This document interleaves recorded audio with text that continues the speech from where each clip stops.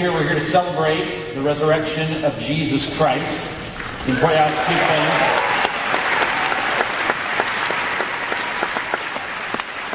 It's better than we realize.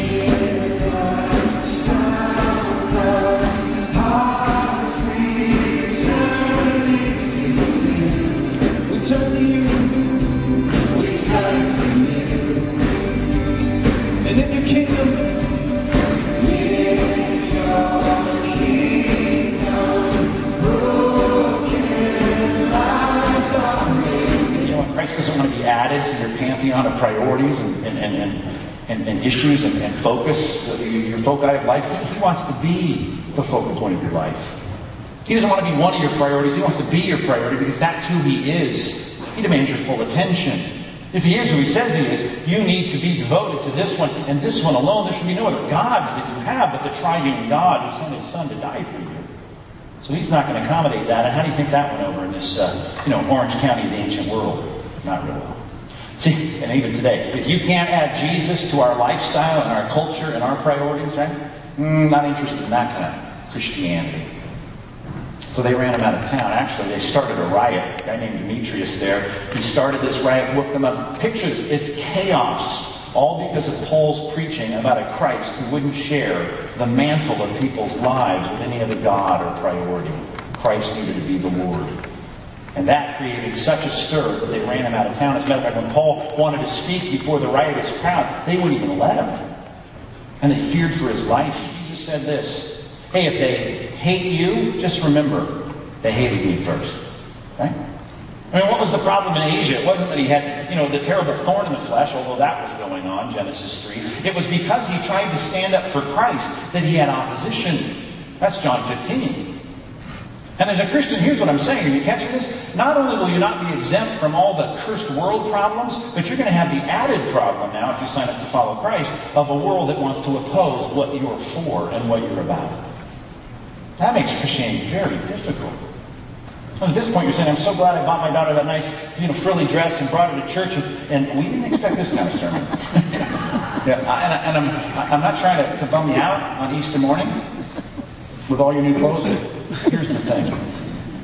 The best thing I can say to you, the most loving thing I can say to you, the most helpful thing I can say to you, the thing I want to say to people going to church all over the world is, can you know what you're signing up for? Because if you know, you can adjust your expectations and not be angry and frustrated 5 months from now.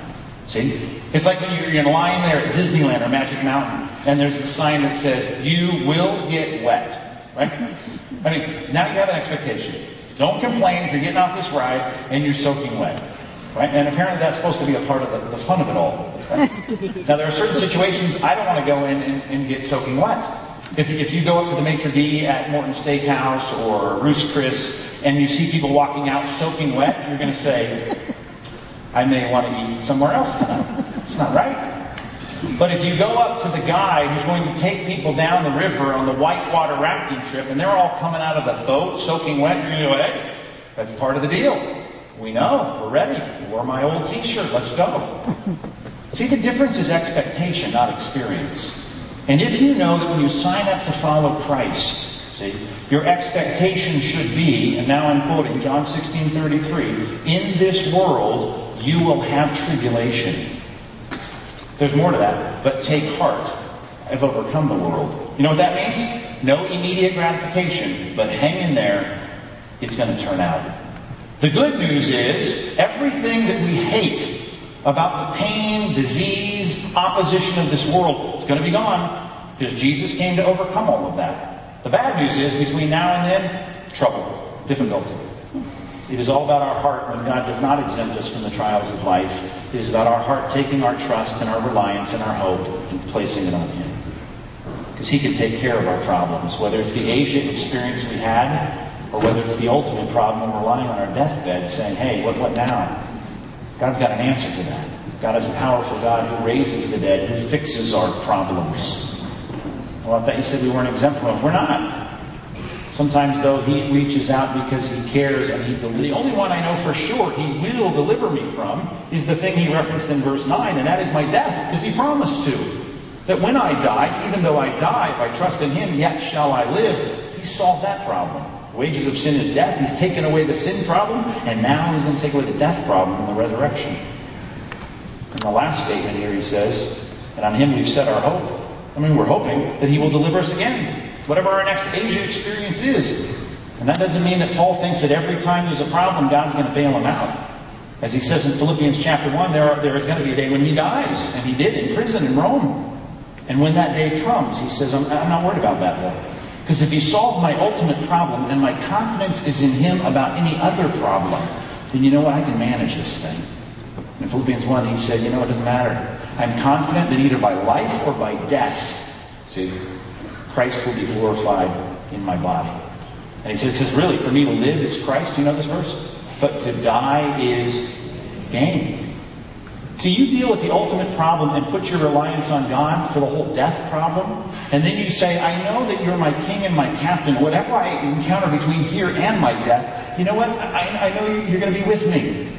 So whether you calm the storm or you calm my heart, I know we're going to be fine. Then you're going to live without fear, see? And that's the difference between my life and my non-Christian neighbor's life. I'm not afraid to die. I am not. But when Paul turned to Agrippa and Festus and said, what I say is true and reasonable, take a look at Christ's resurrection. It didn't happen in a corner. These aren't some guys signing a document and saying, just trust us on this. Jesus went out there to prove His resurrection, to make it clear He solved my problem. He solved my ultimate problem. And if He solved my ultimate problem, because I got no bigger problem than death, right? Then here's the deal. Everything I'm going to face between now and my death, whatever, we'll make it. We'll make it. Next Asia experience, fine. He delivered me from my last Asia experience. I'm hoping He's going to deliver me from some more Asia experiences, but it doesn't matter. Because when the one finally gets me, right, I know He solved my ultimate problem. Have you transferred your trust to a God who raises the dead? I mean, that's really the heart of what I'm here to say. And you realize that when you do that, your life may be a little bit more difficult than it was before you put your trust in Him. But here's the deal. He'll walk you through it. I mean, I know a lot of times we think, well, if God loves me, He'll exempt me. And I'm saying if He loves you, He won't exempt you. And one of the reasons is so that in every bump and trial you hit, you can work to make sure you know where your confidence is. Are you relying on God or yourself? This is my soul. This is my soul.